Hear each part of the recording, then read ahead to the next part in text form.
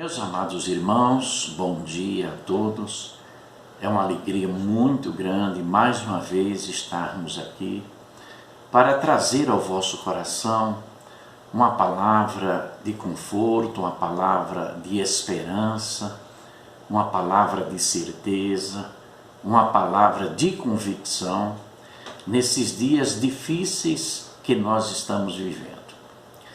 E no texto de 1 Pedro, capítulo 4, versos 12 e 13, há uma palavra que, mesmo tendo sido escrita no ano 62 depois de Cristo, como a própria Bíblia já o é uma palavra para os nossos dias. E ela diz assim: Amados, não estranheis o fogo ardente que surge no meio de vós, destinado a provar-vos, como se alguma coisa extraordinária vos estivesse acontecendo.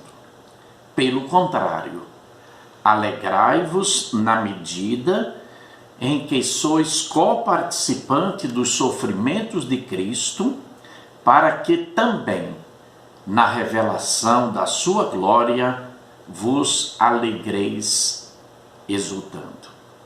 Eu quero pensar rapidamente nessa expressão de Pedro: não estranheis os acontecimentos. O apóstolo Pedro estava falando aos cristãos da Ásia Menor. A igreja de Jesus estava sofrendo com Nero, imperador romano, e o ensino de Pedro era a esperança no sofrimento. Nós estamos vivendo dias difíceis, mas dias em que nós sabemos que mesmo na vontade permissiva do Senhor, esteja na agenda de Deus, Ele é soberano. Então o texto é lindo. Amados, não estranheis o sofrimento. Todo sofrimento permitido por Deus não implica que Deus tenha perdido o controle da situação, que Deus tenha minimizado a sua soberania, o seu poder sobre o mundo tenha diminuído.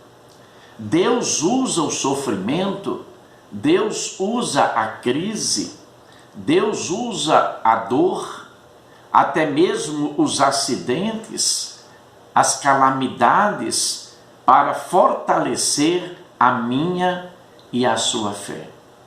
Então nós, como cristãos, tendo a certeza do Deus que temos, não podemos estranhar o que está acontecendo agora.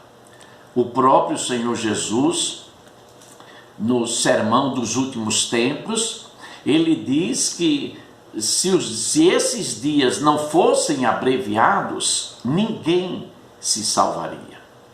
Então Pedro, usado pelo Espírito Santo de Deus, ele diz: não estranheis os acontecimentos.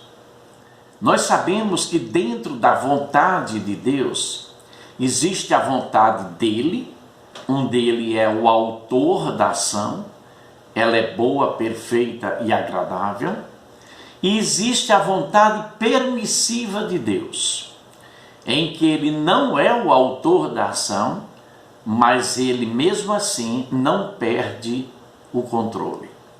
Então nós, como cristãos, sabemos perfeitamente que tudo isso que estamos passando vai ser para a glória do Senhor.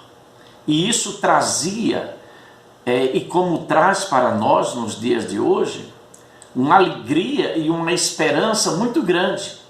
Tanto é que Pedro diz que nós somos coparticipantes dos sofrimentos de Cristo.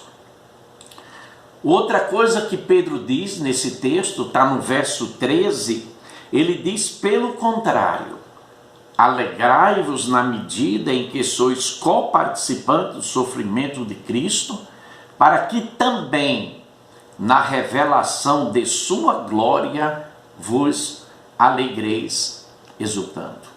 Paulo fala isso muito mais contundentemente lá em Romanos capítulo 8, 18, quando ele diz que as aflições desse tempo presente jamais poderão ser comparados à glória de Deus que haverá de ser revelada em nós. Parece um paradoxo, né? Você se alegrar no sofrimento. A ideia de Pedro no texto não é se vamos sofrer ou não, é como vamos reagir ao sofrimento. Quando você tem essa visão plena, integral, completa, absoluta da soberania de Deus, nada vai levar você ao desespero. Então ele diz aqui, hoje nós temos dor, hoje nós temos lágrimas, hoje nós temos tristezas, sofrimento, mas as tribulações deste tempo presente jamais vão ser comparadas com a glória que há de ser revelada em mim e em você. Então não se desespere, não estranhe os acontecimentos. O próprio Senhor Jesus, falando sobre esses assuntos, ele diz que haverá epidemias, haverá terremotos, mas ainda não é o fim. Então, o que Deus mantém em mim, o que Deus mantém em você, é a esperança e a certeza da presença de Deus na minha e na sua vida. O povo de Deus precisa saber avaliar o sofrimento. E não é uma questão de ser masoquista, de forma nenhuma. O sofrimento como o verdadeiro sentido da vida. O povo de Deus estava sofrendo por causa da sua fé. E Jesus diz isso lá em Mateus capítulo 5. Quando fores perseguidos, injuriados, alegrai-vos.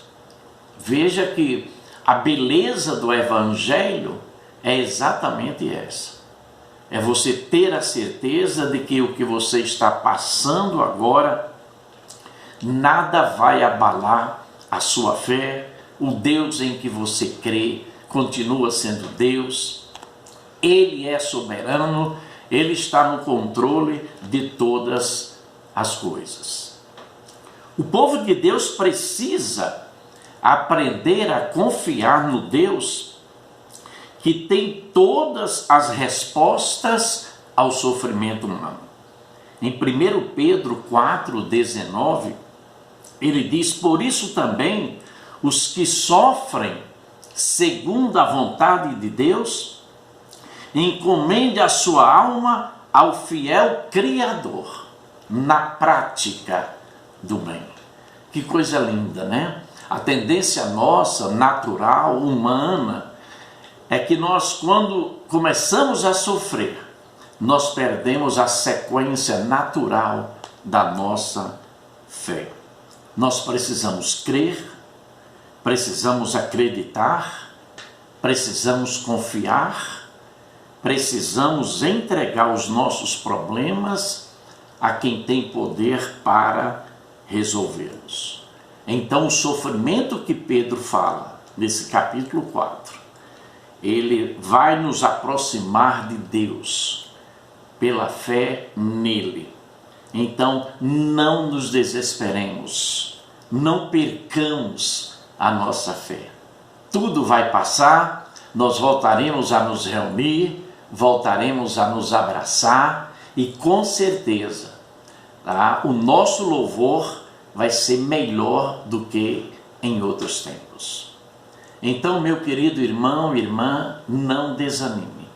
Glorifique a Deus na sua vida, continue na sua fidelidade pessoal, na certeza de que Deus não muda, e mesmo que o mundo venha mudar, Deus continua sendo o mesmo, ontem, hoje e para sempre. Deus abençoe a sua vida, em nome de Jesus. Amém.